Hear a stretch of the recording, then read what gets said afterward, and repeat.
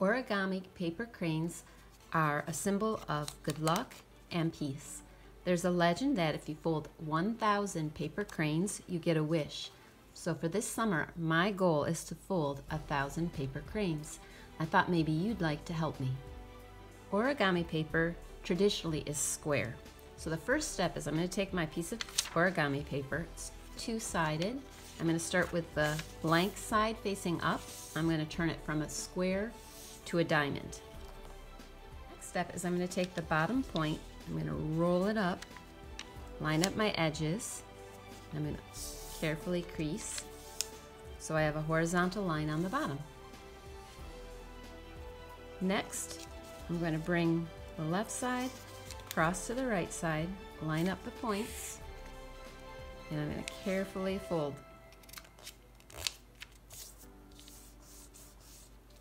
I'm going to open this back up, and I now have a vertical line right down the middle. It's bisecting this triangle. It's hard to see that fold, but the next thing I'm going to do is I'm actually going to make a fold that's going to split this in half. So I'm going to bring this point up. I'm going to line this edge up with that center line. I'm going to make sure my tips are lined up.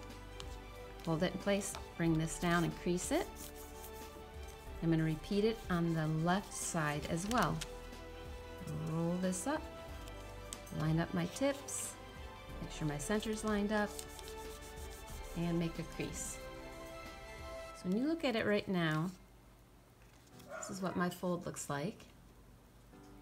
What's going to happen next is I'm going to open this up and I'm going to need to push this inside. I'm going to show you this a couple times. So I have a fold here and here. I'm taking this, looks like that, and I want to change this from a valley fold to a mountain fold. So I'm going to push it like this. So it's now inside. I'm going to carefully crease it. So now it looks like that. I want to do that on this left side as well. So here we go.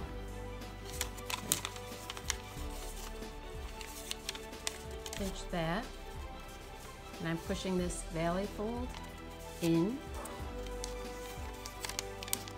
And be really careful on the bottom.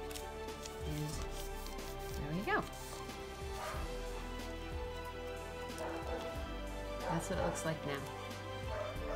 Pay attention to which side is open and which side is closed. For this next step, I'm going to rotate it. I'm going to turn it so that it's the closed side facing up. I'm bringing this edge to the center.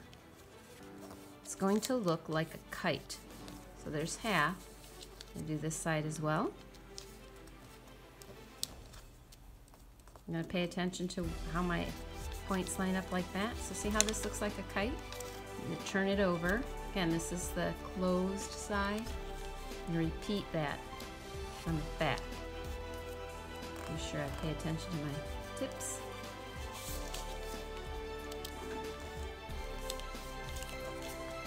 It looks like this now. Now, on the top of this kite form here, kind of also reminds me of an ice cream cone. This was an ice cream cone. This would be the ice cream.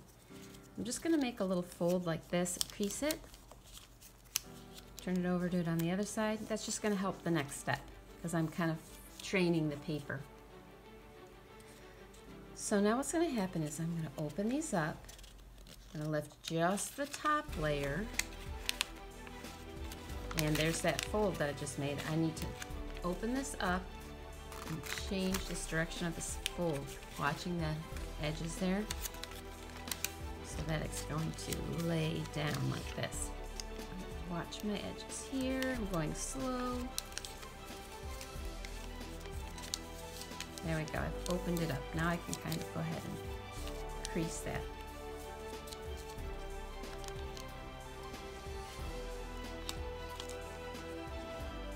Now I'm going to do the same thing on the back. This is going to become the back of my paper crane.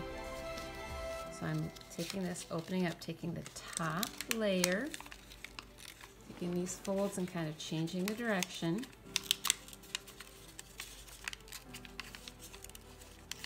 You want to just take your time, you don't want to force it. I can kind of lay it down gently. Go ahead and crease that. So now what I have here is kind of like the back and the wings, and I have these two legs on the bottom. So I'm just going to turn this so my legs that split, you want to pay attention to the split because this is going to become the head and the tail. Now a tip that I have noticed is when I fold these in, I don't want to go right to the center line. I want to kind of leave a little space there. It'll make it easier to do a fold that's coming in the future, a reverse fold. So I'm going to take this edge, again these are the split little legs here. I'm going to fold this and I'm going to back it up just a little bit so I'm leaving some space here. I got a little closer so you can see. I'm not going right to the edge there, I kind of left a little gap. So I can turn it around. I'm going to do the same thing on this side again. I'm folding this in half,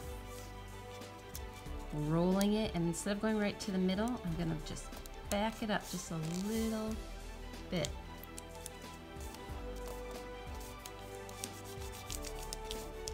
So you can see I've kind of got a wider space there. I have to turn this over and do the same thing on the back. So I'm going to be taking this edge, rolling it up,